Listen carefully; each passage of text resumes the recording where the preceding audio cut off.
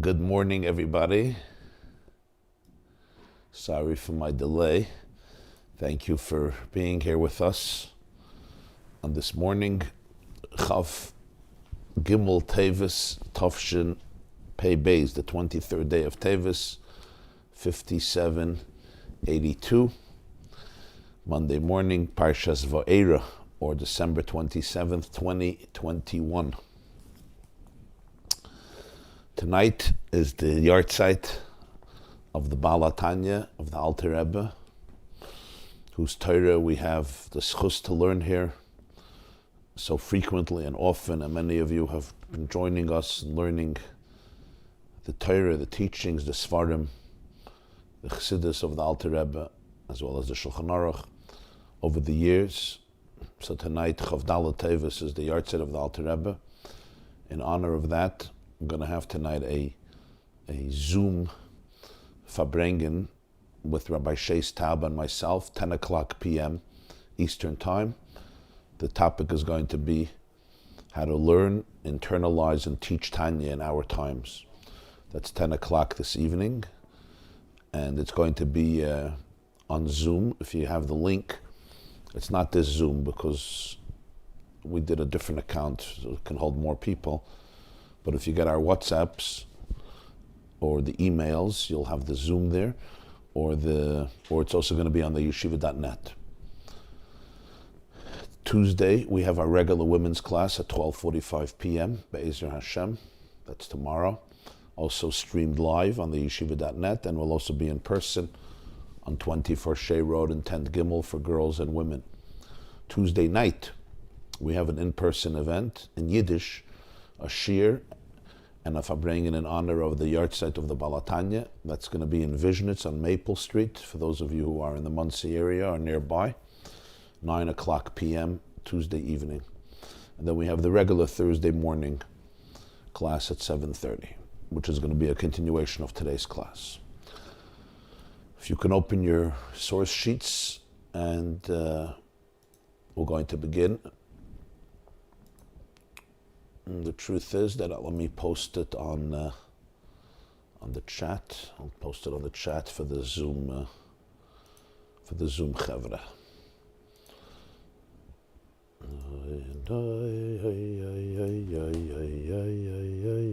Here we are, chat. Okay. Chat. Okay. So those of you who are in the chat in Zoom, you could see I did it to everyone. So if you open the link, you'll see it has there the source sheets, which I took from the yeshiva.net. So everybody could follow it inside. Beautiful.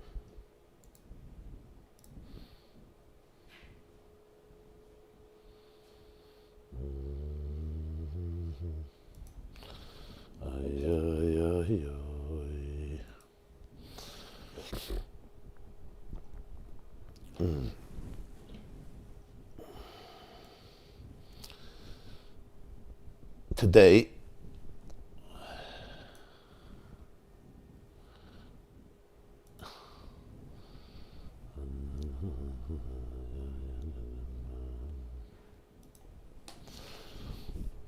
we're going to begin learning a Sicha by the Lubavitcher Rebbe on Parshas Vaera. Be'ezer Hashem, we're going to continue it in the next class as well. This is a talk, an address, a shir that the Rebbe presented during the Fabrengen of Shabbos, Parshas Vaera, Tovshin Lamed Aleph. That's Shabbos Vaera, 1971. 1971.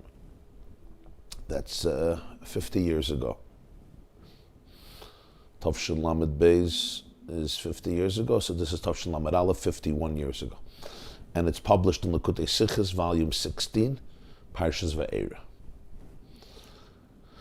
If you open your source sheets, you could see the text inside. It begins on page 47 in the Likkutei Sichos, and in the source sheets, it's in Yiddish.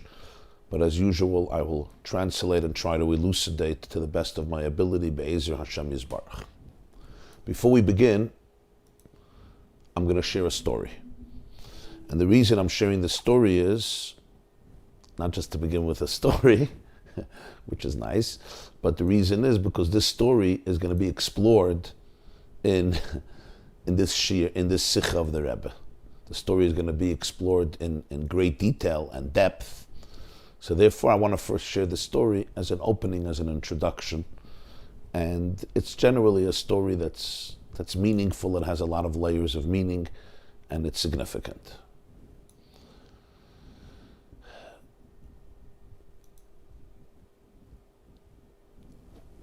The story was written up in a letter. If you could put yourself on mute, there's somebody here. If you could just put yourself on mute, it'll just be easier, please, if you don't mind. Thank you.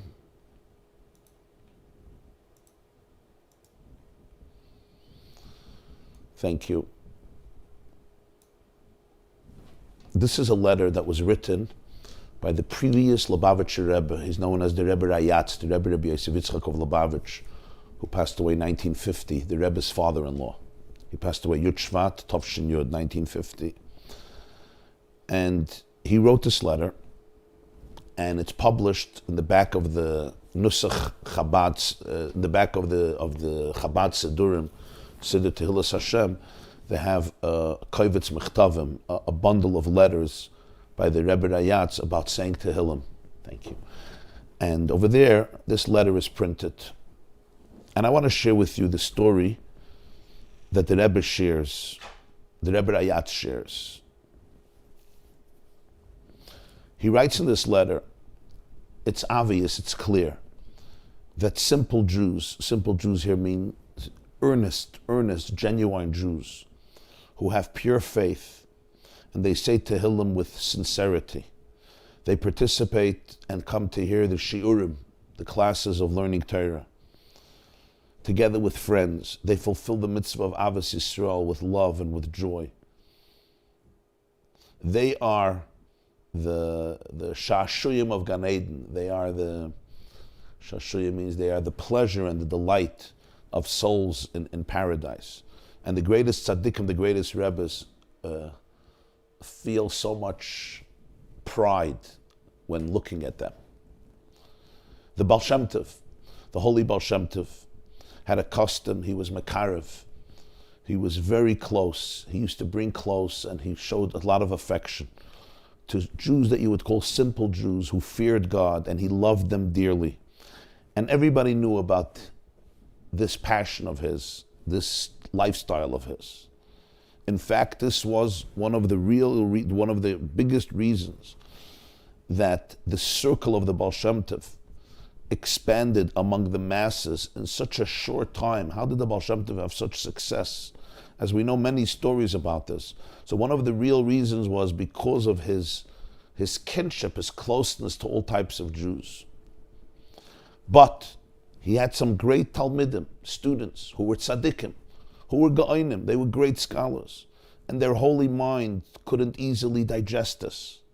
And even though the Baal Shem Tov sent them many times to learn various aspects of life about sincerity, bitochen, emunah pshuta, emunah chacham, emunah tzaddikim, avos Yisrael, to learn about sincerity, about trust, about simple faith, believe in the sages, believe in tzaddikim, love of Jews from simple people, they couldn't digest this type of behavior, especially that they should also do it.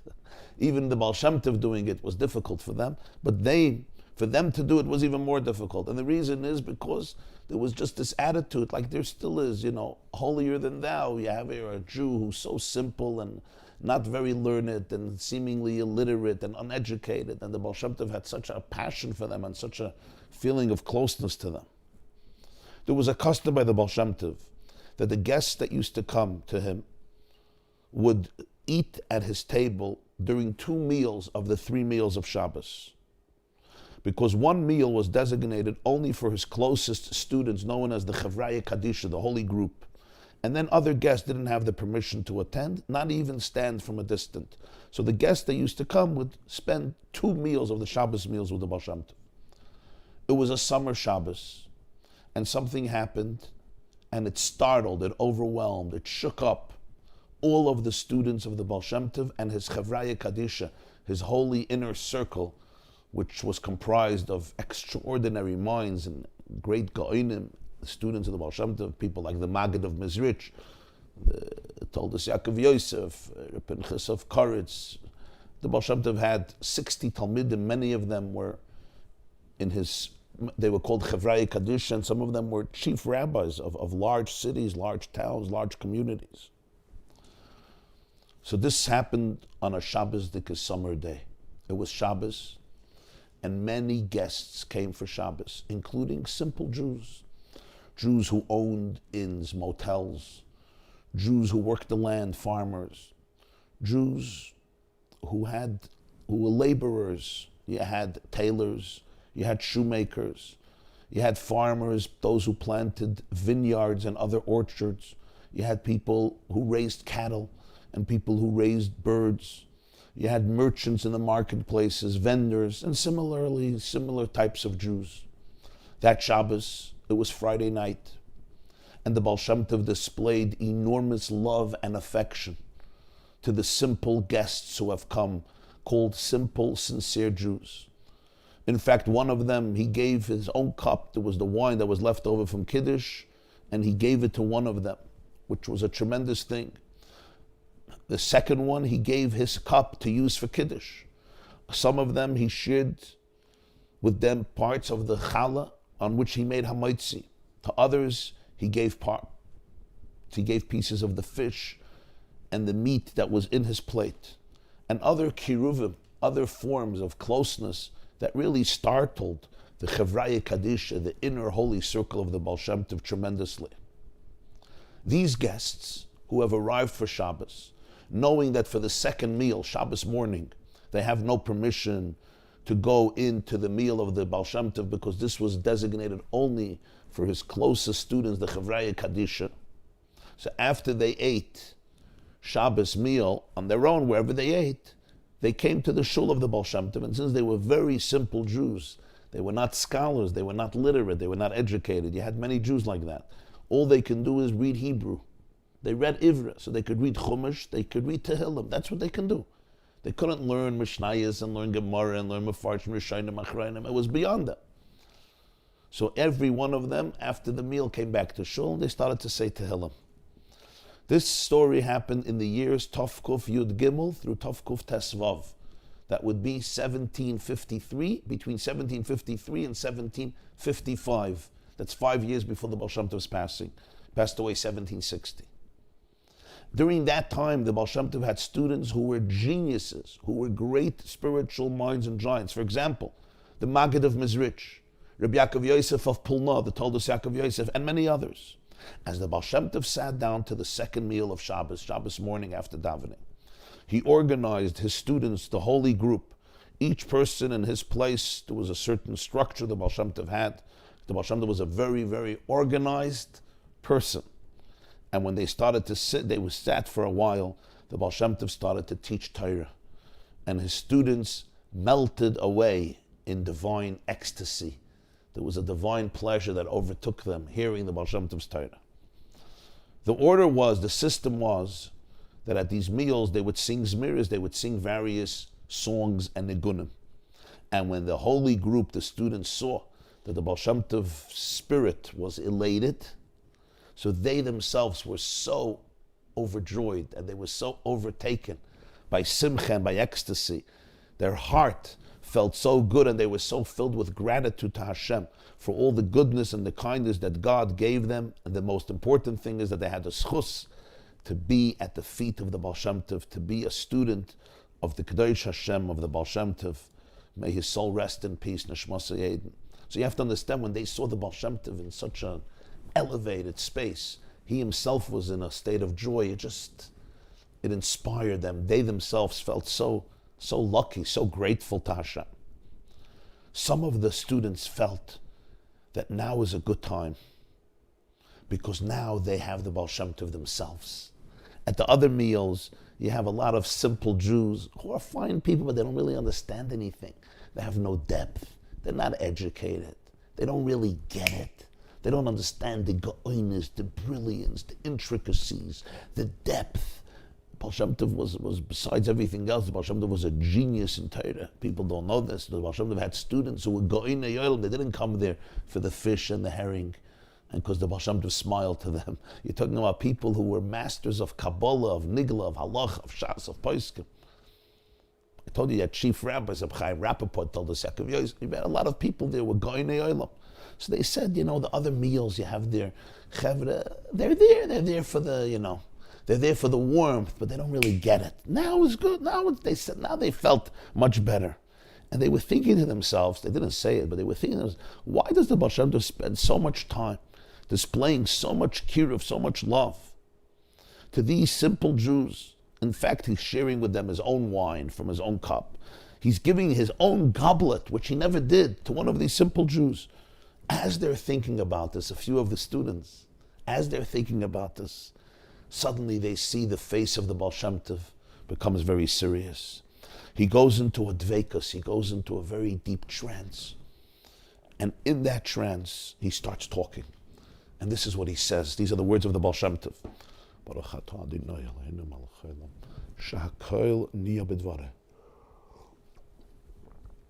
These are his words. The pasuk says, "Shalom, shalom, la'rachik v'la'karev."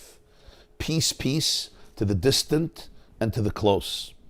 So Chazal say, la'rachik, it should have said to the close and to the distant.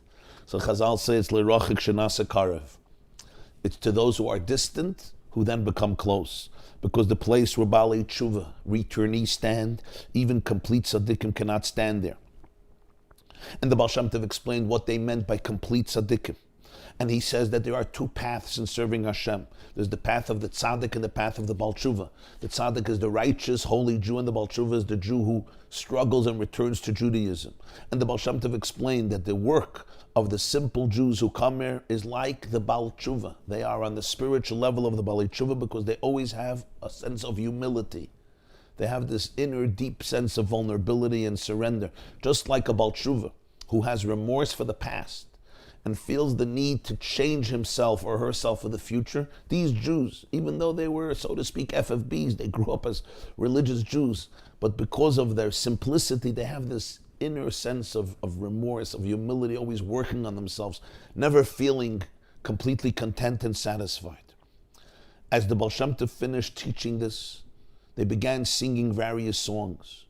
And the students who in the beginning were thinking about the fact that it's strange that the Baal Shem Tov shows so much love to these simple Jews, understood that the Baal Shem Tov felt what they were thinking, and therefore he said what he said, and he explained the tremendous maila, the tremendous virtue of the service of Hashem of these simple Jews, that it's similar to the Baalei Tshuva who exceed the tzaddikim. In other words, the Baal Shem Tov was telling them that these Jews, their service of God is sometimes much greater than your own. The Baal Shem Tov at that point was in tremendous dveikus. He was in a tremendously deep meditative state. When they finished singing, he opened his holy eyes. He gazed at the faces of his students for a long time and very deeply. And then he asked that each one of his students places his right hand on the shoulder of the friend sitting near him, so that all of the students sitting around the table were now interlocked with each other, because everybody's hand was on the shoulder of the person sitting near him. The Baal Shem Tov was sitting at the head of the table. He asked them to sing a few songs as they were sitting like this with their hands interlaced, interlocked with each other. When they finished singing, he told them that they should close their eyes and should not open their eyes until he does not instruct them to open their eyes. And then he took his two holy hands and he placed his right arm on the shoulder of the student sitting on his right, and he placed his left arm on the shoulder of the student sitting on his left. Suddenly, all of the students heard a sound of music that was filled with sweetness and pleasantness and delight, with a sense of yearning and aspirations that shakes up a soul. Suddenly they hear one person singing and saying, Oy ribono shalom, Imres Hashem amaris tahiris kesef tzarir ba'alul la'aretz mezukak shivasayim. This is a verse from Tehillim, how Hashem's words are so pure like refined silver and completely purified of all toxicity. Another one is singing, Ayri boine shalolim b'chaneni Hashem v'naseini tzarfach Yousef v'libi, clean out my kidneys and my heart, again from Tehillim. Another one sings, Tata Hartziker, my father, my heart, my dear, beloved, heartfelt father. Chaneni elakim chaneni ki b'cha chasaya nafshi v'tzel knofecha echsa ad yaver havois.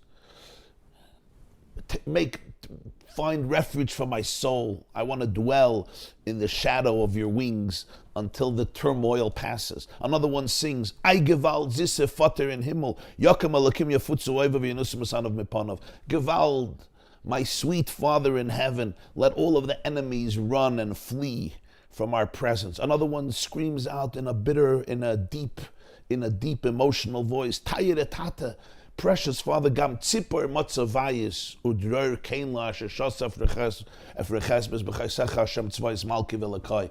Again, another capital in Tehillim speaking about that even a bird finds a nest where she could dwell. And another one cries out, Liber Vater de Badam de Ketata Shuvenu Alakei Yeshenu v'Afrikas Cheimenu. My beloved Father, my compassionate Father, bring us back and remove all wrath from us.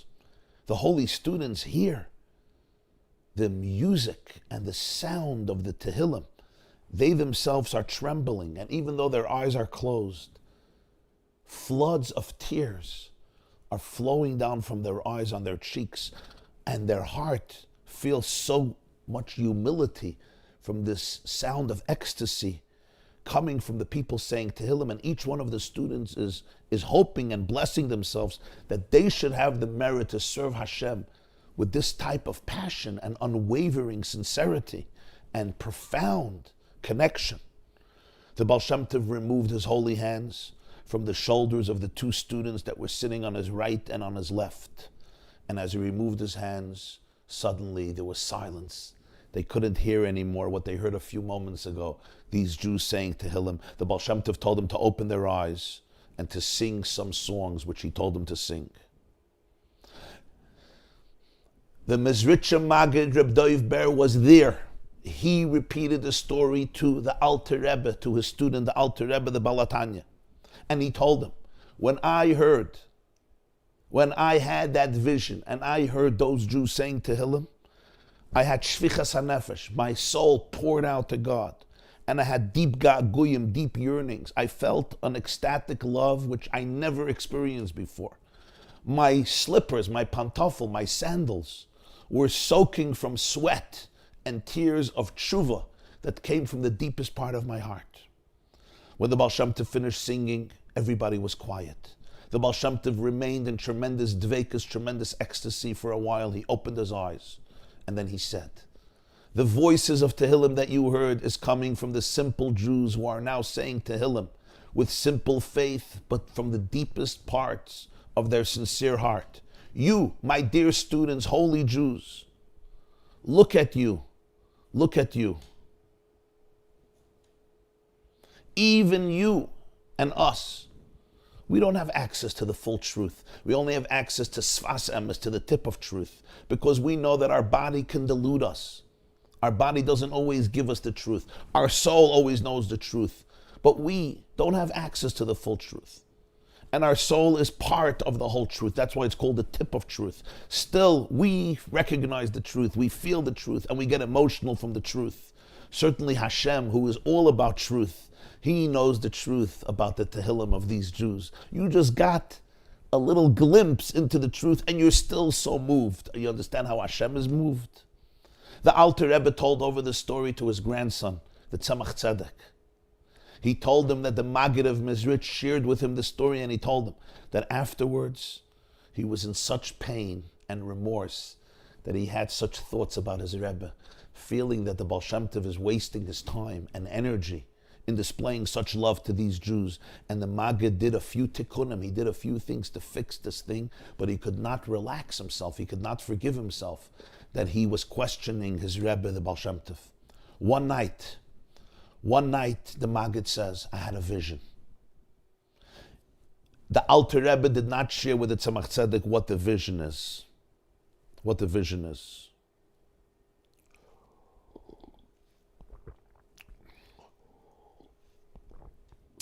initially the Alter Rebbe did not share with the Tzemach Tzedek. You know when he shared it with him? A week before his passing. In other words, this week. The Alter Rebbe passed away, Chavdala Teves, Tov Kuf Ayin Gimel. The 24th of Teves, Mitzvah Shabbos, 10:30, 1812. Mitzvah Shabbos Shmois, Chavdala Teves was Sunday, Shabbos was Chav Gimel. That week, before his passing, he was running away from Napoleon, he was in the Ukraine, he was staying in a little town called Piena. They buried him in Hadich, not too far. The week before his passing, he finally shared with him what the vision was. He wanted the Tzemach Tzedek to know.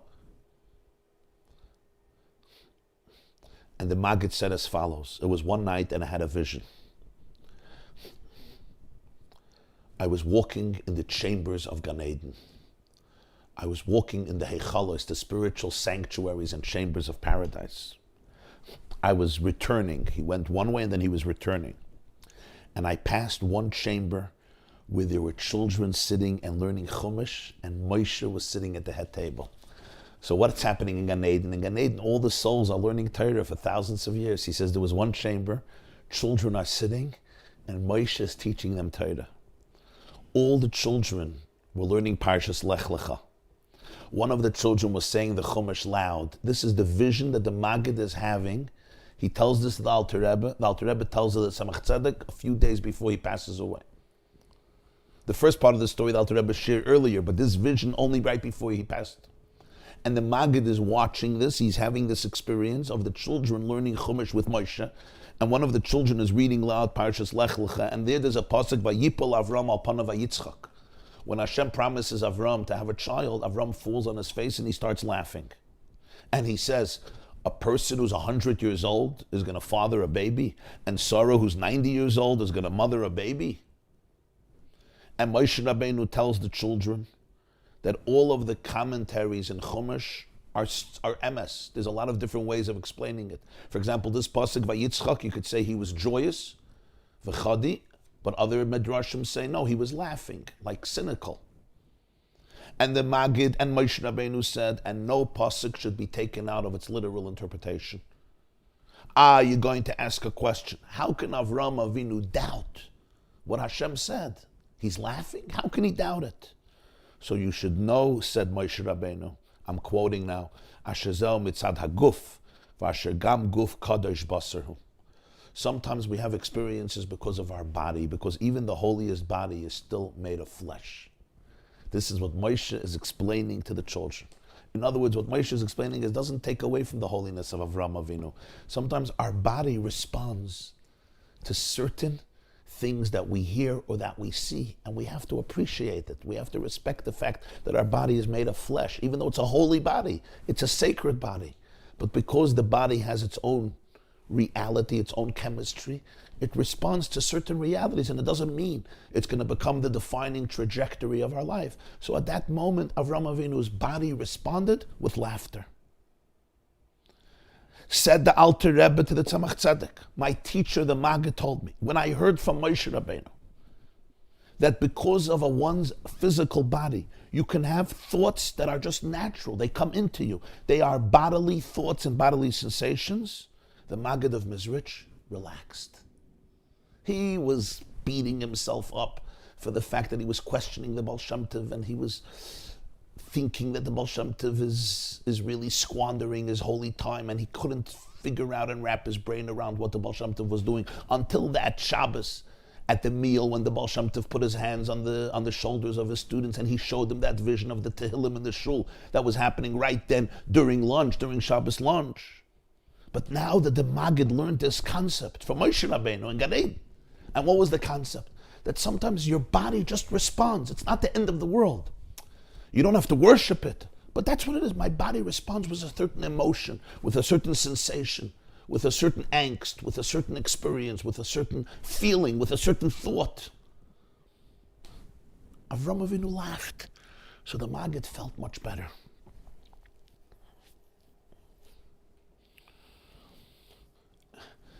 The Tzemach Tzedek shared this story with the next generation, and that's how the Rebbe Rayatz knew the story. So this is a direct story in the Chabad dynasty that the Rebbe Rayatz, the previous Lubavitcher Rebbe, heard from his father, heard from his father, heard from his father, the Tzemach Tzedek, who heard from his grandfather, who heard it from the Maggid, who was right there by the Baal Shem Tov, by the story. And the Rebbe concludes the letter. Obviously, from then to now, a lot of things have changed.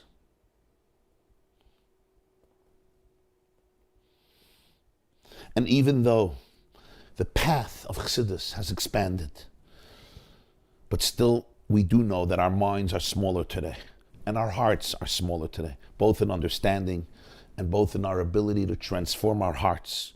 But the pure faith and the beloved sincerity, with the kindness of Hashem and the Sichos of our fathers, the holy Rebbes, still have the same power and vigor to give us life, tremendous internal life in Torah, in mitzvahs, and in acquisition of good midos. This is the story. It's a very, very deep story on many, many levels. It's so deep because, and it fits into, we learned last week about the donkey. You remember the donkey of Moshe Rabbeinu, the donkey of Avraham, the donkey of Mashiach, donkey, chamor, chaimer, working with the body, 3 levels. We spoke in Chayes Sarah about Hashem telling Avraham, whatever Sarah tells you, you have to listen to her. So here we have another dimension of a teaching of Moshe Rabbeinu that the Maggid heard during a night's vision. I'm sharing with you this story because it's a story. It's a powerful story about sincerity, about emunah, about simplicity, about people, great people, who often have this feeling of, why should I hang out with you? How could we compare ourselves to each other? I'm in a completely different state. You're in a completely different state. And how the Baal Shem Tov really had to heal his students and inculcate within them a larger, deeper, more divine, more authentic perspective. There's so many amazing aspects to this story. Another aspect is how small our vision is. The Baal Shem Tov closed their eyes, and as they closed their eyes, they actually could start seeing. As they connected to each other with their arms on the shoulders in the presence of the Baal Shem Tov, they saw things, they heard things. After that, they didn't. Our scope of vision is limited. But here, we come now to the Sikha, and we're just going to begin today. And as we'll see, this story is going to occupy an important feature in this Sikha of the Rebbe that was said in 1971, Tov Shalom at Aleph. And that's why I wanted to share this story first as an introduction. Because in this week's Parsha, and the end of Shmos and Vaera, we come across another story about Moshe Rabbeinu. Moshe Rabbeinu complains to God and feels that Hashem, Kevayachal, is not doing the right thing. Right? How does Parsha Shmos end? You remember? Moshe Rabbeinu comes to Paro. He tries to convince him to let the Jewish people go. And what happens? Paro increases the burden of labor on the Jews. The subjugation and enslavement and tyranny only increases to the point that the policemen who were appointed by the Egyptians to oversee the Jewish people, and they were beaten because they didn't have the heart to demand from the Israelites the quota of work that was required by Pharaoh. They were beaten. They came to Moshe and they said, God should judge you because of what you have done. You made Paro more angry at us. You made Paro feel that we smell. You made us stink. Those are the words in the eyes of Paro, and now he's really going to kill us. And that's when Moshe can't hold back. And he comes to Hashem and he says, why have you afflicted this people? And why did you send me to go liberate them? And since I came to Paro to speak in your name, not only did you not save this people, it became much worse. And how does Parsha Shmos end? Hashem says, Atatira, now you're going to see what I'm going to do to Paro. He will ultimately expel you from his land with a strong arm. And that's how Shmos ends. And how does Vaera begin? Hashem speaks to Moshe and he says, Am Hashem, I appeared to Avraham, Yitzchak, and Yaakov with the name Shin Daled Yud. I did not make my name Yud Kei Vav Kei known to them. I made a covenant with them, Avraham, Yitzchak, and Yaakov, to give them the land. I made this covenant with them. And now you could tell the Jewish people, you're going to find out that I am God, and I'm going to take you out from this country, and ultimately I'm going to bring you to Eretz Yisrael. Now, the structure here of the verses is very, very complicated. I hope you learn Chumash, you learn Parshas HaShavua. If not, you should start. It's important because you look at the end of Shemos, and then there's a new parsha. Hashem continues the conversation, but with a new opening. It's extremely unclear. But Moshe Rabbeinu here challenges Hashem in a very real way. He says, why have you afflicted the Jewish people? And as we'll see, this is where this story of Moshe and Avraham Avinu and the Maggid and the Baal Shem Tov come in. And again, we know the story from the Tzemach Tzedek, who heard it from the Alter Rebbe, the Baal Tanya, the week before he passed away. It would be interesting to note why the Alter Rebbe felt that he could not tell him about this vision all the days of his life until the last week. I don't know the answer for that, but something maybe to think about. Maybe not. I don't know. I don't know that we'll be able to understand that. If somebody has an interesting insight, I would love to hear. Okay. So let's learn. Let's begin. Vaera Aleph.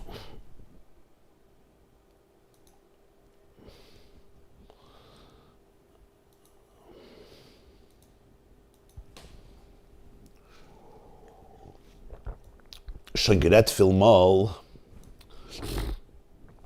We spoke many times. As Chotch Rash is l'chayla reish mefarish pshuta shel mikra. And halt sein Pirush euch in Yonim Mufloyim and Shar Chalki HaTorah. Und euch Yonim Shel Torah. Nur bich der ist zu nehmen die in Yonim B'Shar Chalki HaTorah. Darf man frier ableinen Pirush Rashi al derech Hapshat. Rashi, Rabbeinu Shlomo Yitzchaki, who lived in the 11th century in France, in Germany as well, but primarily in France, in Troy. His purpose is to explain the literal meaning of the Torah. Nonetheless, as the Shalah writes, his commentary contains Inyanim Mufloyim. Inyanim Mufloyim means wondrous, deep ideas in other parts of Torah. And the Alter Rebbe once said that Rashi on Chumash has the wine of Torah, which is the inner secrets of Torah. But in order to extract these gems from Rashi, you first have to learn Rashi from a literal perspective. In other words, you can't right away jump into the higher, deeper layers of Rashi's commentary. First, you have to cover the pshat. This is the first, you have to know the pshat well, thoroughly. And then you can extract the higher layers, because if not, you're not going to get it. In other words, the vista to the mystical is through the simple. Nachdem wie Rashi is mefarish den Pirush HaParshat von the Psukim in Anfang von der Sedra. Ve'eid el Avraham Litzakol Yaakov v'gam HaKimoisi is Rashi mamshich v'Rabbi Seinu darshu der Teuchen von the Psukim le'inyan shal Maila she'amar Moshe lama harei Yousef amalei HaKadosh Baruch Hu chaval al da'avdim v'lam mishtachrin yesh li lis'oinin al misas ha'avos harbe pam nigleis yaleim mikel shadav v'lamru li mashmecha v'ato amarta mashmoi ma'omer aleim וגם הקימויסי כשביקש אברהם לקבר אסור לו מוצא קרקע שקנה בדם מרובים וכן ביצחק עירו לו על הבייס של חפרה וכן ביעקב להירו אחר מדויסי ואתה אמרת למה רייסו נז מסיים אין המדרש מסיישב אחר המקרה חולי. Okay, let me explain what the Rebbe is saying, because you have to get this, because if not, you're not going to understand the whole Sicha. I just want to get a Chumash. Give me a moment.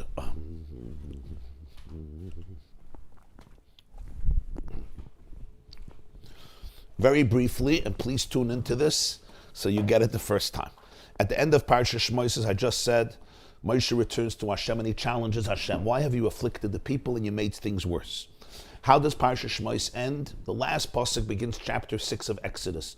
Hashem tells Moshe, now you're going to see what I'm going to do to Paro. He's going to send you out from Egypt with a strong arm and he's going to expel you from the land. Now you see. Okay, great. Let's learn the Rashi.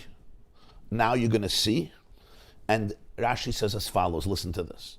Hashem told Moshe, Hirhartal midaisai. You questioned me. You challenged me. You really feel that I'm doing something wrong. You're not like Avraham Avinu. Avraham Avinu, I told him that Yitzchak is going to father a nation. Then I told him, offer him as an offering.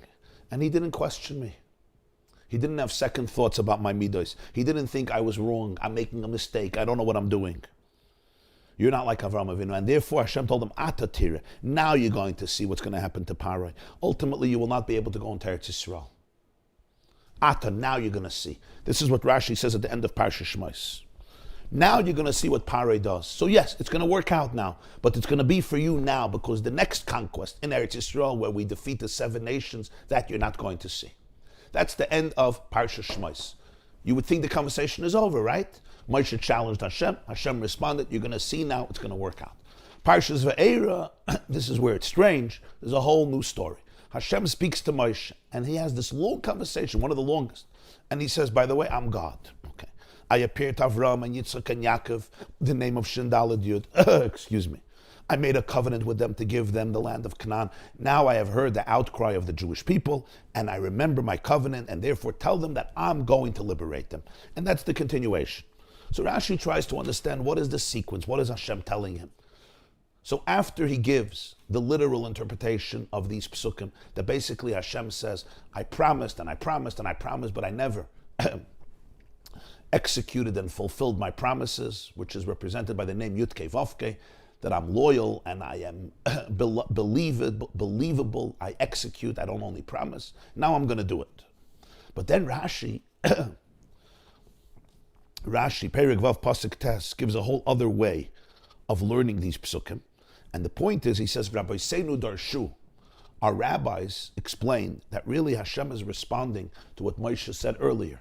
Why have you afflicted us? And Hashem said, Chaval al da'abdin, I miss those who are gone and they're not here anymore. Avraham, Yitzchak, and Yaakov. I truly lament and grieve for the death of the others, because I revealed myself to them many times with the name Shindalad Yud. They never asked me, what's my name?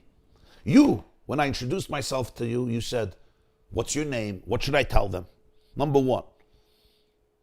That's number one, he says. They never asked me what's my name. You want to know what's my name. That's one complaint I have. That's why I grieve their death. Next, Avraham Avinu wanted to bury his wife Sarah.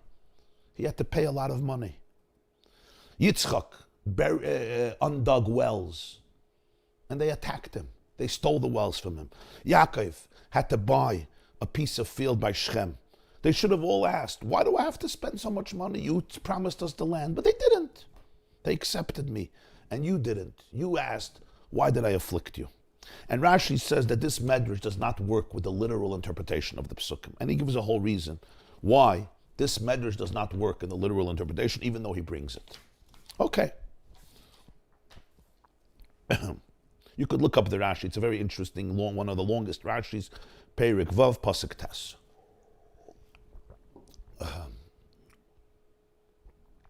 Says the Rebbe in Soif Parshas Shmos in Pasuk Atatira.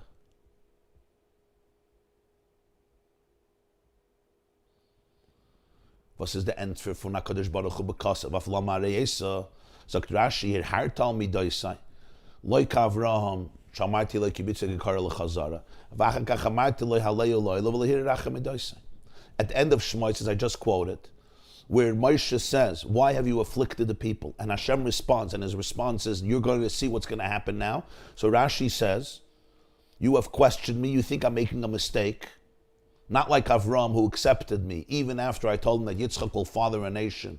I told him to bring him as an offering, and he did not have second thoughts about my midos and think that I made an error. So that's what Rashi said at the end of Shmos. And therefore, now you're going to see what's going to happen to Paro. You will not go into Eretz Yisrael. Darf man verstehen. But this is difficult to understand. Aleph. Favos in Parshas Vaera in Pirush von Rabbi Seinu Dorshu Hanal. Bringt Rashi von Rabbi Seinu Arayas alle Aves Loi Hiriru Achar Midoisai. Und in Sof Parshas Shmos bringt Araya nor von Avraham. Wow. You see the problem. At the end of Shmos, when Hashem tells Moshe, you're not like Avraham Avinu. Avraham Avinu didn't question me. Avraham Avinu didn't have his doubts that I'm making a mistake. You did. In Parshas Vaera, Rashi brings the same theme, contrasting Moshe from the patriarchs. But in Shmos, he only brings a proof from Avraham Avinu. Here in the beginning of Vaera, he also brings from Yitzchak and Yaakov. What happened? Beis. Oich benegei Avraham Gufa, is Rashi with Parshas Vaera mefarish the minion from Lehiru Rachem Medoisi mit anander Me'ura. Kshabikash Avraham likber Asara, v'yin Sof Parshas Shmos, Shamarti lekibitz gekar lechazara. Even with Avraham, he chooses a different story. At the end of Shmos, he chooses the story of the Akedah. I promised Avraham that Yitzchak is going to father a nation. There are going to be children that come from Yitzchak. And then I told them to offer Yitzchak as an offering. That was the issue that Avraham was challenged with. And nonetheless, he accepted it in good faith. In Parshas Vaera, Rashi brings a whole different story. That when Avraham wanted to bury Sarah, he had to purchase the land of the Machpelah for a lot of money. Why does he change the story? Gimel, Ve'ikir. Besoif Parshas Shmois bringt Rashi den Pirush Lohiru Stam, das heißt, als ein Pirush, Pshuti Shal Mikra. Maschegen be Parshas Seinu, mit der Haschale, für Rabbi Seinu Darshu. Adrash, wie ihr seht is, als Adrash, welche sich nicht messianische Wacher am Mikra. Hepech Klal Berashi, als wenn bringt am Agodas, das ist mein Shabbos, der am Mikra. The biggest question, at the end of Shmois, Rashi says it as the literal interpretation of the Psukim. Hashem says, now you're going to see, he was basically chastising Moshe Rabbeinu for second-guessing him, unlike Avram. Here, Rashi says, Rabbi Seinu Darshu. It's not the literal interpretation. It's a special drash from the rabbis, and Rashi actually rejects it, which is also a chiddush, that he brings it and he rejects it, because usually Rashi only brings a medrash if it gives us an understanding in the words of the pasuk. Here he quotes it and then he rejects it. And at the end of Parshas Shmois, he says it as the literal interpretation of the psukim. Beis v'yeshloimar, as the letzte diuk verentfert kol hanal. In Soif Parshas Shmois is Rashi mefarish pshuti shel mikra lasar. Ukipshuto is the pasuk vayemen Hashem al Moshe atatira an entfer kanal if Tyrus Moshe the psukim lifnei zalam arei salam azah ume'az basiel paraladaber b'shmecha heda lam azah. Nicht nur hat der Schlichus von Eberste nicht gepeilt, der Hatzalle von den Jiden, hat sie loyezalt aus Hamecha, nur Adrabe, Heide lo Amaza. Und der Fahr Atatire, ha'asir leparatire, v'loi ha'asir lemalchi shuva umes. Wie bald er seit Mahane gewen Achem idoisei. Nicht wie der Anhoge darf sein, und es gewen bin niden Däume bei Avraham, was loi hirer Achem idoisei. Hagamas frier a martele kibitze gekarl khazar vaker gemartele aleo leilo was da haftochat geidem gewen wie in unser fall at zar Yousef al derch me as basle da beschmeche hele geimer wie me zet bemuchisch a de zar von nit haben kein kinder is nit bedeumet zu die Yesuden was man hat wenn der Rebbe schon gebencht mit dabei jachet ul eise knasse und wird noch zugenommen und befragt nach as der tat allein da festan. Wow. The Rebbe says the last question, he asked a few questions, right? He asked 3 questions. The last question gives us the opening to understand it. At the end of Shmois, Rashi is trying to explain the meaning of the verse right there, the literal meaning. Moshe says, Lama Ariella, so why are you doing this? Hashem says, now you're going to see what I do to Parai. What's the response? What's the response? So Rashi explains the response. Moshe told Hashem, why have you done this to the Jewish people? And since I came to speak in your name, it got worse. He wasn't just asking, why are you torturing them? He wasn't saying only that my mission was unsuccessful. I haven't saved the people. He was saying something much deeper than that. It became worse. This was his lamentation. It wasn't just, why do you do this? Why are you putting them through the ringer? And nothing helped. No, it's worse. You send me to go redeem them and it becomes worse. Don't send me. Don't send me. You send me to liberate them. In other words, there's already optimism. There's good faith. There's joy. Jews are hopeful. And because I went, it became worse. If I wouldn't have gone, Pari wouldn't have gotten angry. He wouldn't have increased the slave labor. Because I went, it became worse. That was his taina. Not only did my shlichus not affect the salvation of the Jewish people, my shlichus to Pari made things worse. And Hashem responds to Moshe and says, you're not like Avraham Avinu. Which story of Avraham Avinu does he choose? So Rashi has to find a story that reflects the similar circumstances which Moshe Rabbeinu was bringing to the table. What were the circumstances? That as a result of God's promise, of God's mission, things got worse. That's the contrast. If he brings another story, it wouldn't be a contrast with what Moshe was saying. Moshe wasn't just questioning why Hashem allows suffering in the world. He was questioning something even more. You already send me. You tell me things are good. And because I go, believing things are good, it becomes worse. right? That's like an extra stab, an extra sting. So where is there an example for this by Avraham Avinu and his reaction? Hashem told Avraham Avinu, Ki b'Yitzchak yikara l'chazara. He promised him, you're going to have a son Yitzchak, and this Yitzchak, after he was born, he told him, he's going to father the Jewish nation. And then you tell him, then I tell him, then Hashem tells Avraham Avinu, bring him as an offering. The promise of Hashem caused an extra pain. Just like by Moshe Rabbeinu. By sending him, it became worse. By giving this promise to Avraham Avinu, the pain became so much more difficult. As the Rebbe says, you see practically, there is pain of a parent, not of a father or mother not having a child. But you can't compare it to the pain of somebody that Hashem blessed them with a child, an only child, and when they were old, and then he gets taken away. Especially when the father himself has to sacrifice the child. That pain is so much more devastating. You didn't promise a child, It's painful. But now you promised. And not only you promised, you deliver it. There's a child. And you said this child can be chazara. This child is going to be the father. It's not just a child for a few years. It's a child that's going to last, that's going to live for eternity. A whole nation is going to be built from this child. And then it's taken away. So here it's your promise and your commitment and your actions that made the Akedah so much worse. That's what Rashi brings at the end of Shmos, because that's the contrast to Moshe Rabbeinu's behavior. And what is Hashem saying? And still Avraham Avinu understood that he doesn't have to wrap his brain around my behavior. He can trust me. He doesn't have to second guess me. He doesn't have to think, I don't know what I'm doing, I made mistakes. You're not like that. That's why Rashi contrasts the two. And therefore, Atatira, now you'll see what's going to happen. You're not going to go into Eretz Yisrael.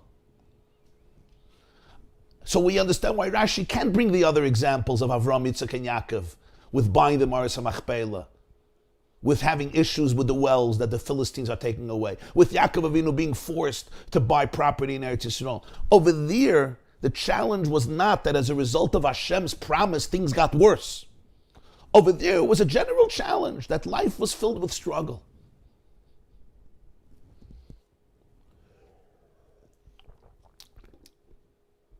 Alpizes euch moven es hat nit kein Ort, as Rashi soll bringen der Eier Avram lehirach mit Doisei.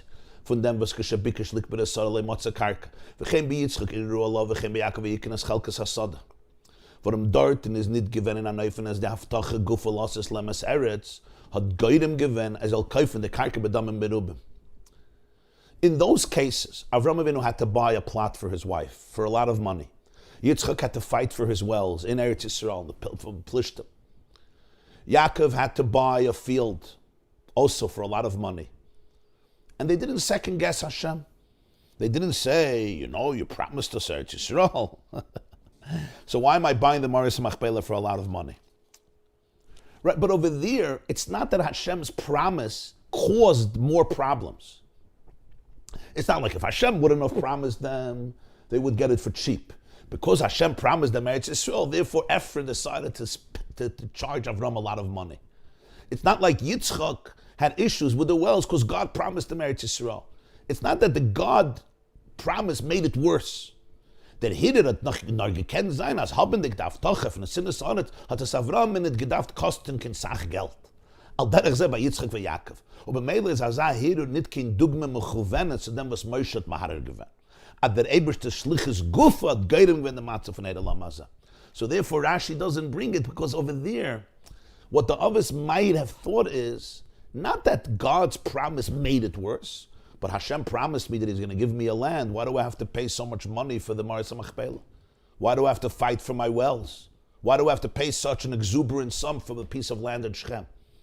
So even if they would have such second thoughts on God and question him and challenge him and feel that something is wrong, it wouldn't be parallel to what Moshe Rabbeinu was thinking, to what Moshe Rabbeinu was saying. What Moshe was saying is that God's mission itself caused the disaster. If Hashem wouldn't have sent him, the situation was dire, was bad enough. But there was some comfort zone. There was something they were accustomed to it. But because Hashem sent him, Pare got enraged, Pare got infuriated, he made things much worse. This was Moshe's challenge. He doesn't just tell Hashem Lama Ariella. He says, "May us basin l'par l'davar v'shmecha heira la'am hazeh." Your mission itself made it worse. It's not like, okay, Paro would have made it worse anyway. No, he made it worse because Moshe came in his shlichus. So Moshe is like, what's happening here? The Jews are suffering, and now you send me to help and to liberate them and emancipate them. And what happens? Because you sent me, it got worse. So here the contrast can't be to Avraham, Yitzchak, and Yaakov buying the property. Because over there the divine promise didn't make things worse. They would have anyway had to pay a lot of money for the real estate. It happened to be they could have been upset with God. The right example, the right contrast is only the story of the Akedah. Because here, it's Hashem's promise, Ki Yitzchak Akarei L'Chazara, that really caused so much more pain. If he didn't promise, he didn't promise. A person doesn't have a child, they don't have a child. But Hashem's promise, you're going to have a child, and he delivers on it, and then he promises that what? That this child is going to live for eternity because he's going to build generations of offspring. Ki Yitzchak Akarei L'Chazara. So the hopes are so high, the joy is so deep, and then you take it away. You yourself made it so much more painful, made the Akedah so much more painful. And nonetheless, Avraham Avinu can accept it. He doesn't understand. He doesn't have to understand God. That's the contrast to Moshe Rabbeinu. That's why at the end of Shmos, Rashi only brings the story of Avraham and he brings the story of the Akedah. Abeloi dem was Rabbi Seinu darshuhu, as the ganze Teuchen haksuvim. Euch ve'edel Avraham litzak vel Yaakov kommt behemshich le'inyan shel Meila. Und is a tale von dem Eberstens meine benegeh der Scheiles und der Burim Virhurim von Moshe Bechlal. Nicht mit Zadatzar Neusef Dafke. Was haben sich angegeben von Va'ata Marta Mashmai Ma'omer Aleim ist moving von was Rashi bringt Droshes Razal und von alle drei Oves as alle Loi Hididu Bechlal Achemidoisai. In Parshas Vaera, where Rashi is saying that our Rebbes saw that all these psukim, all the psukim in the beginning of the Eira, their entire theme, not just the last pasuk of Shmos, which is a direct response to Lama Ariella, but also the entire continuation of the narrative of Parshas Vaera, where Hashem speaks how I appeared to Avraham, Yitzchak, and Yaakov, all of them. It's all a continuation to Hashem's response to the fact that Moshe questioned God's behavior. It's part of Inyan Shel Maila. It's a continuation to the theme at the end of Shmos, not just a separate story, but it's part of God's response to all the questions of Moshe, to Moshe's words, to Moshe second guessing and thinking what Hashem does. And not just Moshe complaining about this one aspect that Hashem's mission caused things to get worse, but just the general question of why things are so bad and why did he put the Jews into this position. And that already began, not at the end of Shmos, it began already, as Hashem said, when you start asking me, what's my name? Like you're really challenging me. So here, Rashi, as a drasha, he brings the fact that all the Avos did not question God. All the Avos accepted God on good faith. So here he brings Avraham, Yitzchak, Yaakov, the Teves Ve'edel Avraham, Yitzchak, Yaakov. And here it's not just about that it got worse. It's just the general thing of having the ability to say, I don't understand. And that's fine.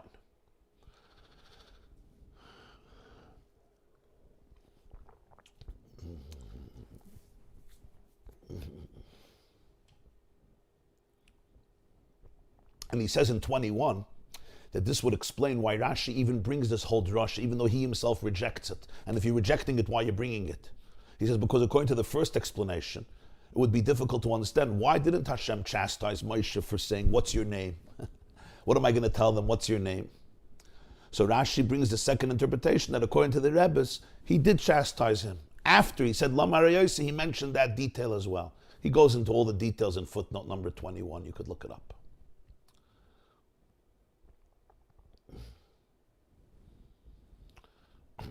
You could say one more thing. Das, was Moshe Rabbeinu hat gesagt, Lama Ariella Lama Hazeh, ist doch nicht an Inyan Prati, was es benegeht zu ihm allein. Nur bescheiches La'am Hazeh zu Klal Yisrael.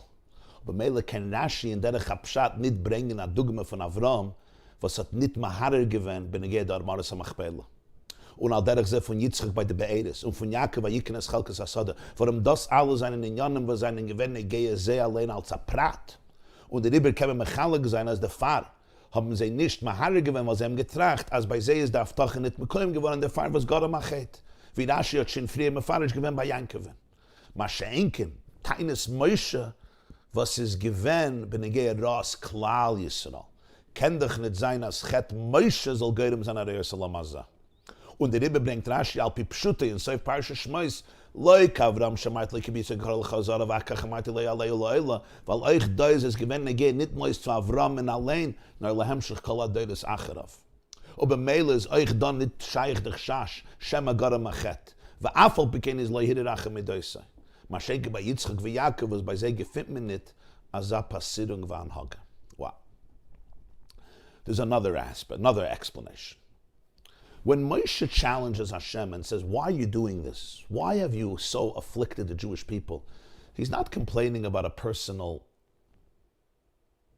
painful experience in his life. He's talking about the nation, Klal Yisrael. He himself actually didn't have to work. He grew up in the palace, then he escaped to Midian, he was a refugee. And even when he came back, the tribe of Levi didn't have slave labor. This was not a personal issue with Moshe. Even though he was part of the nation and he suffered and his family suffered and his friends suffered and his relatives suffered. But he was complaining, he was crying out about the people. So now when Hashem is contrasting Moshe to the Avos, Rashi can't give an example that Avraham Avinu didn't question God about the fact that he had to pay for the Maris Machpelah. Or Yitzchak didn't question Hashem about the fact that he had to quarrel and fight for his wells. And Yaakov didn't question Hashem for the fact that he had to buy and purchase a field in Shem in order to live there, to dwell there for an exuberant price. You can't compare. These were all things that affected them as individuals. So yeah, they didn't complain, they didn't challenge God because they understood. Hashem promised them to give them Eretz Yisrael, but a lot of things can happen. Rashi said before, there's a concept called Shem Agaram Hachet. Sometimes there's a promise, but sometimes as a result of my behaviors, I'm undeserving to experience the actualization of this promise. So they could have all thought, okay, Hashem has his calculations with me, and for whatever reason the promise wasn't fulfilled. Rashi himself said this by Yaakov. Why was Yaakov afraid when Esav was coming with 400 people? Hashem told him, I'm going to be with you. So Rashi says in Vayishlach, he thought, Shem Agaram Hachet. Maybe I've made mistakes and errors that ultimately ruin things for me. So therefore I can understand that the Avos didn't question Hashem. But Moshe can't blame himself for his own sins because he wasn't complaining about himself. This wasn't about his own well-being. He was crying out for the suffering of Klal Yisrael. So Rashi can't say that Hashem contrasted it with the Avos who didn't challenge God about their own personal, painful moments when they had to pay a lot of money for the Maris Machpelah. And I should also add, and the pain of paying a lot of money can't be compared to the pain of Galus Mitzrayim. The pain of losing wells is not the same pain like Galus Mitzrayim. So it was also much less pain, but it was also personal. So they could find reasons why God did not fulfill the promise of giving them Eretz Yisrael during their times. But Moshe Rabbeinu, he's not crying about himself. He's crying for his people. So that's why Rashi at the end of Parshas Shmois can bring the stories of Avraham, Yitzchak, and Yaakov that he brings later in Vaera. It's not going to work. In the previous Siv, the Rebbe gave an answer because Moshe's complaint was that it got worse. So he had to find that in Avraham Avinu. But here he's saying something else. Hashem had to find something that was similar, and therefore he compares it to Avraham Avinu with the Akedah. Because when Hashem told him to take Yitzchak to the Akedah, this wasn't something that would cause Avraham pain as an individual. This would eliminate the future of the Jewish people. If Yitzchak would have been sacrificed, there would have been no Jew. There would have been no Jew alive. In other words, Avraham Avinu was sacrificing not only his own life, not only his own happiness, his own joy, his own nachas, he was sacrificing the future of all the generations. So you can't say, oh, because of my sin, God's promise wasn't fulfilled. This is not just affecting me, it's affecting the Jewish people for eternity that will never emerge. Still, he can accept Hashem. He didn't feel the need to think that God made mistakes. He can accept it. By Yitzchak and Yaakov, we don't find such a story ever. That's why at the end of Shmos he has to bring this story of Avraham Avinu, because this is the only appropriate contrast to Moshe. Moshe was not thinking about himself, Moshe was thinking about the people. And he was questioning God, what are you doing? Lama reis lama zah. Hashem says, Avraham was not that way. It was also not a personal thing, that Kedah. It wasn't only about him. It was also about him, but it wasn't only about him. He couldn't say over there, okay, maybe my own mistakes, maybe my own sins didn't allow me to experience the joy of Yitzchak. For whatever reason. He couldn't say that because it's not only affecting him, it's affecting eternity. So he could have said, wait, there's no excuse for this, God. There's no excuse. But he understood Hashem's infinity cannot be grasped by my brain. So that's why in Parshas Shmos, Rashi's example is meticulous. Das als is mitzad pshuta shel mikra. Aber Leute, aber seinu dorshu al pi medrash, agada shebetoira. Welches verbunden mit nishmasa der Reise, der Reif sedes ha-teire gnuzim ba, is doch ha-avas heinen am Merkava. Als euch lemate neulam hat es ein der Darge von Merkava wie lemeilam. Is lefiza bei ze bechlal nicht scheich zu sagen, der Minion von es lachlachti bechet. Und der Ribber kämen bringen, als lehiru achamidoisai, euch von den Jannen, was lechere seinen sie praten, welche seinen Scheich zu sehr als Prat, Maras HaMachpeile bei Avraham, bei Yitzchak in Jena Be'eres, bei Yaakov Yikin as Chalkes HaSoda, wie bald sie seinen Gewinn Merkava rak l'rotzen alien kol yameim. From a literal perspective in Chumash, this is clear, and that's why in Shmos, Rashi has to give that one example from Avraham with that Kedah. In Parshas Vaera, he introduces Rabbi Seinu Darshu. He's introducing Medrash. He's introducing Agada. Agada is the homiletical perspective of Torah, which is part of what's known in Zohar as the soul of Torah. The Alter Rebbe writes in Tanya that most secrets of Torah are embedded and hidden in Agadata, in Medrashim, in the stories in Gemara, in the homiletical interpretations. So Drash is already a deeper spiritual layer of Torah, and there the Avos are called Merkava. Merkava means they are a chariot of God. Even down here, they are like a Merkava. Merkava were like the angels who are the chariots of God. There's no sin, there's no corruption. Their entire entity is just a manifestation of God. So on that level, you can't say about the Avos, they became soiled by sin. The Avos are a Merkava. They're a conduit for Hashem. As it says in Tanya chapter 23, he brings in 28, footnote 28. All their limbs were sacred and completely aligned with the Ribbono Shel Olam all the days of their life. That's what a Merkava means. A Merkava means like a chariot, which is just a channel, just like a chariot or a car or a horse, a wagon. It's just there to facilitate and bring you from one place to another place. The Avos were the manifestation of the divine light in this world. So when Rashi brings Medrash, here you can't say that the Avos became soiled through sin. It's a deeper layer of understanding them.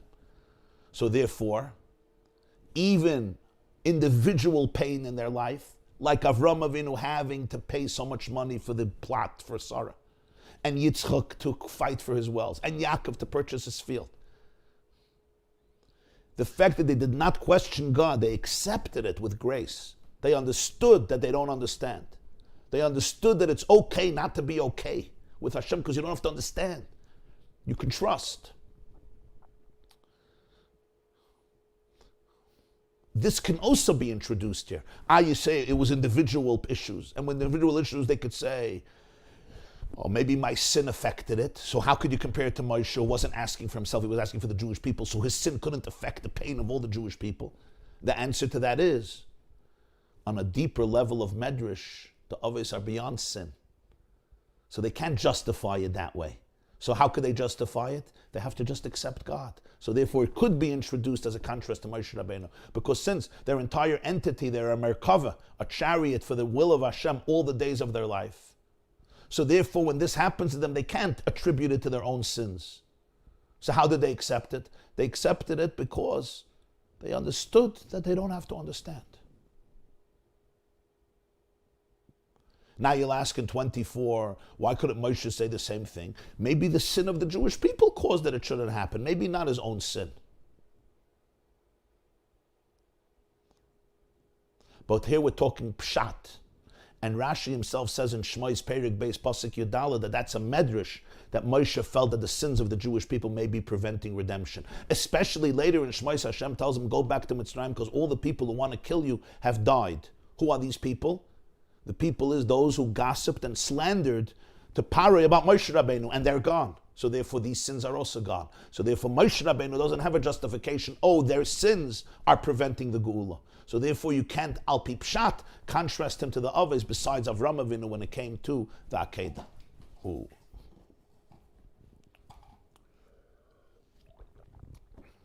So this is the first part of the Sikha that deals with explaining Rashi on a literal level.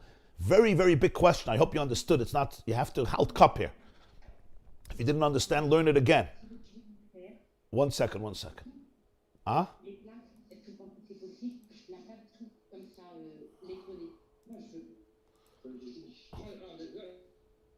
So this concludes the first half of the Sikha that deals with the literal understanding of this tremendous contradiction in Rashi, where at the end of Shmois, he sees Hashem lamenting and contrasting Moshe to Avraham Avinu about one particular incident. Moshe complaining about Mitzrayim and Avraham not complaining about the Akedah. In Parshas Vaera, suddenly Rashi brings the same lamentation of Hashem, but here he's quoting stories of all the Avos, and even with Avraham, a different story. At the end of Shmois, it's Pshat. In Parshas Vaera, it's Medrash that he rejects. So the Rebbe gave two different ways of understanding this contrast in Rashi. One is that at the end of Shmois, he's talking about Moshe's complaint, not only that things are bad, but that things became worse because of the divine intervention. The divine intervention made it kavayachal worse. And the contrast for that would only be the Akedah, not the other stories. Where in the Parshas Vaera, Rashi can introduce also all of the stories of the Avos, because there is the general concept that Moshe is second-guessing God, not just that things got worse. And then in Siv Gimel, the second explanation in Rashi, that Avraham and Moshe are not experiencing personal pain. It's something that affects the Jewish people, and therefore there's an appropriate contrast, where in Parshas Vaera, where he brings Medrash, he introduces all of the Avos, Avraham, Yitzchak, and Yaakov, because the fact that they're not second-guessing God, even when it comes to individual aspects of their life, is an appropriate contrast to Moshe Rabbeinu, because you're talking about people who are complete conduits for Hashem's will, and therefore even their individual experiences as a Merkava, they're not going to say there is sin over here, and still they accept it, the Rebbeinu Shalom. Now he goes to the deeper layer of Rashi, which is going to introduce the story of the Maggid and the Baal Shem Tov that we spoke a few minutes ago. And this we're going to continue 7:30 Thursday morning, Be'ezer Hashem Bli Neder. I'm going to take some questions. Before I take the questions, I want to remind you that tonight, 10 o'clock, there's going to be a Zoom with myself and Rabbi Shais Taub. It's in tribute to Rabbi Yael Khan. And it's going to be about learning and teaching Tanya in our times. That's 10 o'clock p.m. It's going to be on the yeshiva.net or on the Zoom, but you have to have the special Zoom link. Tomorrow, Tuesday, 12:45 p.m., we have the women's class. It's going to be live streamed. Tomorrow night, 9 o'clock, in Monsey, in person, there's going to be a Yiddish Shir and Fabrengen in honor of the Yortzeit of the Baal Tanya in Vision. It's on Maple. Thursday morning, 7:30. Let's take some questions. Yeah. I didn't see it. But maybe look around and... Yesterday it wasn't there. Well, it wasn't there yesterday. It was there when you took out the Mersha for the item. Yeah, I saw it, but I didn't take it out. So it's probably... Right, but I left it there. The crevice. You left it... You put it in the middle compartment? It's not there. So I'll have to look. I don't know. I left it there, right there. I didn't even put it in the... You don't need your card there, right? No. We'll find it. I'm sure we'll find it. Okay, questions. Let's take some questions. Sorry. Oh, a lot of questions.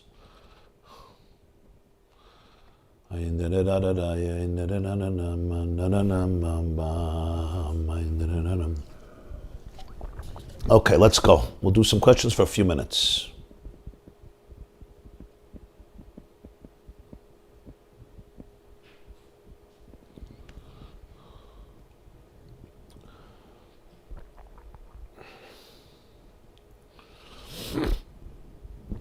Just a lot of questions. I'm trying to get my bearings here.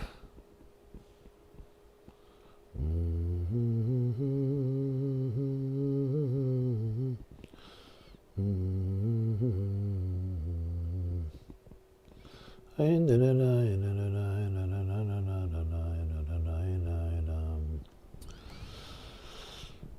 question. A lot of questions. Okay, number one. I'm waiting here for the deeper meaning. This sounds so familiar, appreciating the previous generations over the current one. Can this be coming from Hashem too? I need a deeper meaning here. Okay, we still have to get to the second half of the Sikha. Next question. But Rabbi, can we say that the Israelites in Egypt paid off with their pain and slavery, which is much more than the money Avraham, Isaac, and Jacob paid in money? And therefore Moshe Rabbeinu was so agitated because Hashem was so much more harsh with them. You can't compare it to what the Avos went through. Right, exactly. That's what I mentioned this.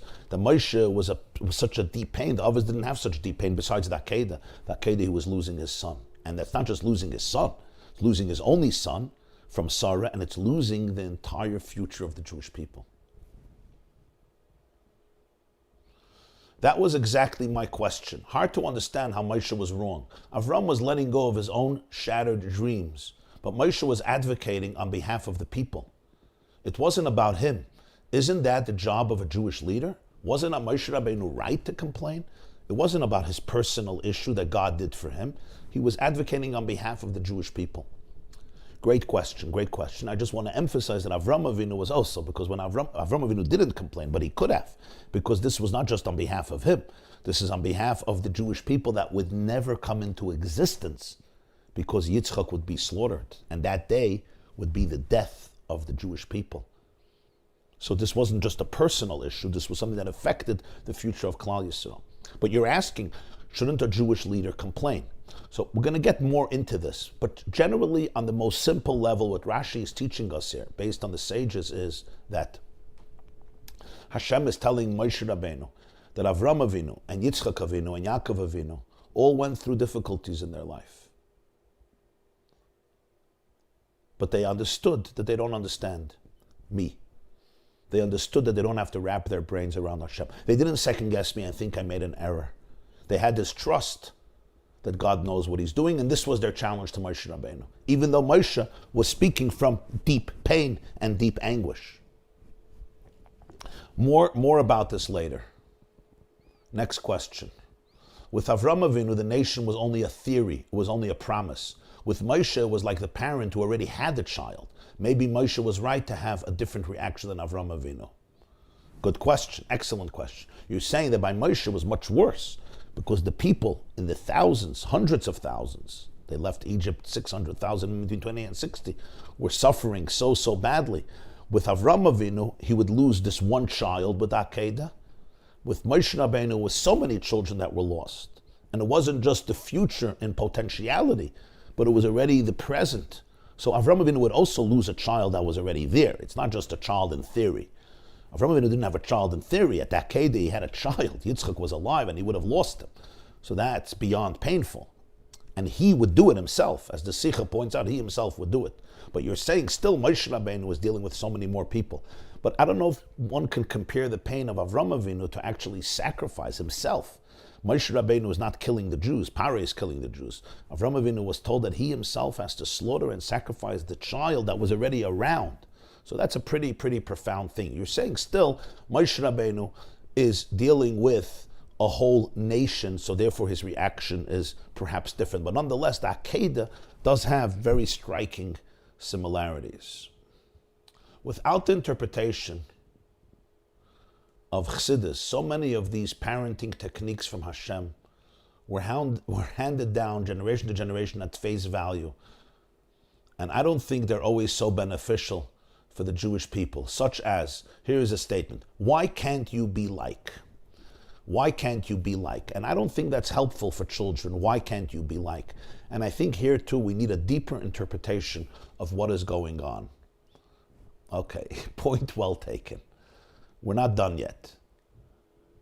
Where is the Zoom link for the Monday evening shir on Tanya? So sign up to our WhatsApp and you'll get all the Zoom links. If you go to theyeshiva.net, there's contact us or sign up to our newsletter, and over there sign up to the WhatsApp, and you'll have all the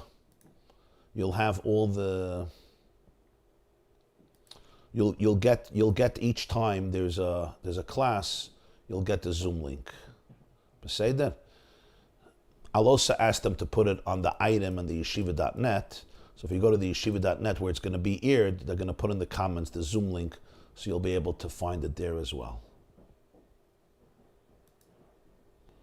Okay, next question. Does this not understanding and trusting everything work the same between people and conflicts and relationships? If yes, how do you advise it's possible to attain for the human brain, which needs clarity and understanding? And how can we get the special Zoom link for tonight? Okay, again, the Zoom link, sign up to our WhatsApp. If you go to theyeshiva.net, join our newsletter, you could sign up, you'll get it. If not, come to the yeshiva.net and they'll have the Zoom on the page. So before the event, I'll tell them to put the Zoom on the page in the comments, so you'll be able to link and go onto the Zoom. There'll also be live questions tonight. When do you say we should try to understand, and when should we not try to understand? And how does this work in relationships? Okay, great question. I think it works in relationships also in a very profound way, because even though our spouse is not God and should not be considered God, nonetheless, I think there's a concept where I have to respect your experience, even if I don't fully understand it, and that's fine. It's called respect, respecting the space of another person, and really tuning into where they are. And I may understand it, I may not understand it. So I think there's a certain element where I could appreciate the fact that I don't understand it, and I don't have to. I don't have to wrap my brain to understand your moods and your emotions and everything that you're going through. I can just be there, I can be present for it. Obviously, in the case of God, that presence means knowing that there's a plan that's beyond me, and there's a mystery here that I don't fathom. And that's fine, but I think in all relationships we need an aspect of that. Now, when should we try to understand things? When we could understand things. When something is given to us to understand, we should try to understand it. Our brains are blessings. Our brains are tools to be used constantly. Our brains should not be squandered and wasted, and our brains are not negative. We cherish wisdom and we cherish understanding. But there comes moments in life when we can't wrap our brain around reality. Most of reality we can't wrap our brain around. I spoke yesterday, we had a shir, the revolution of the Alter Rebbe in Oirein Seif, Basi Lagani 5722, number 2. If you have a chance, try to learn it. It's very powerful. The revolution of the Alter Rebbe about Oirein Seif, the light of infinity. It's on the yeshiva.net. Basi Lagani, 1962, class number 2. So he spoke about the fact that most of, light is what allows us to know the universe. But most of the universe is invisible because we don't have the vessels to be able to experience that type of light. So most of reality, we can't wrap our brain around, we can't see it. So I have to have the awe and the respect and the knowledge that I don't have to have the knowledge. I'm okay that I'm not okay, that I don't get it. It doesn't fit into my box, doesn't fit into my brain. It still may hurt, but I don't have to grasp it. And even if I don't grasp it, I can be fully present in that moment, in that relationship. Whatever I could understand, I want to understand. This is probably what I have learned most from all of our classes. To understand that we don't understand, and to understand that we don't have to understand. It's ironic, but it's true. To really understand that you don't have to understand, and really understand it, and be fine with it. The way I understand it is that trusting is much more important than anything else. Maybe we can't understand Hashem. Maybe we can't always understand our spouse, but we can trust them. That's beautiful. Torah we do understand. Pain we don't. Why? Well, even Torah, there's a lot of Torah we don't understand, trust me. Torah is infinity. So there's certain aspects that God allows our brain to grasp, but the Torah has layers of infinite depth. That's why Moshe is in Gan Eden for 3,000 years and he's still learning. He's not bored. Avraham, Yitzchak, Yaakov, the Tanoim, the Amorim, what are they doing for thousands of years? They're learning Torah because it's infinite, it's godly. The divine is infinite, Torah is infinite. And pain pain comes from the place of infinity. That's why we don't understand it. Look in Tanya chapter 26, Alma de Iskasya. The motto is let go and let God. Let go and let God.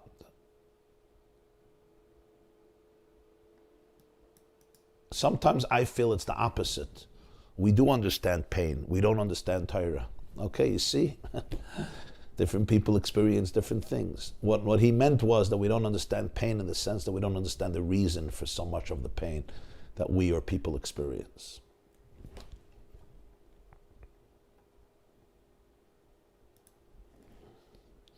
Beautiful questions, my dear friends. Beautiful questions.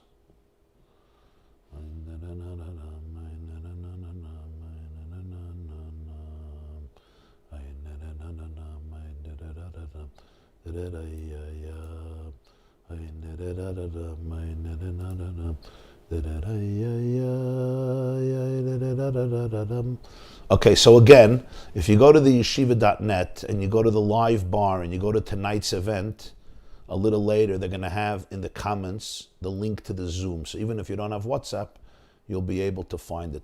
I wish you all a beautiful day, sending love and blessings to each and every one of you. May you have an uplifting, inspiring, meaningful day filled with joy, sincerity, earnestness, authenticity, and trust. Thank you. Thank you for joining us.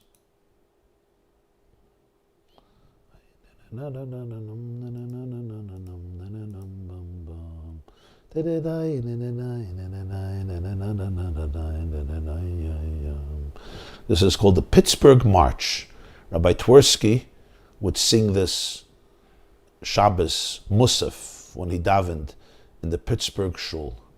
Rabbi Avraham Yehoshua Heschel Twersky, Dr. Twersky.